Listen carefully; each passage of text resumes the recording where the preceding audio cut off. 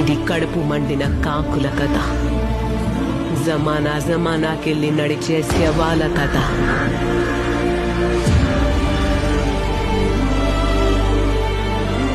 అమ్మ రొమ్ములో పాలలేక రక్తం పోసి వెంచిన ఒక జాతి కథ.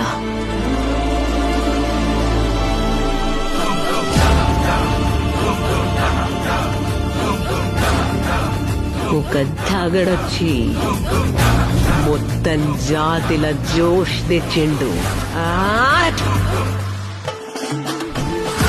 అనిపించుకున్న కాకులు తల్వార్లు పట్టినాయి. గిది ఆ కాకులను ఒక్కటి చేసిన ఒక నంజా కొడుకు కథ.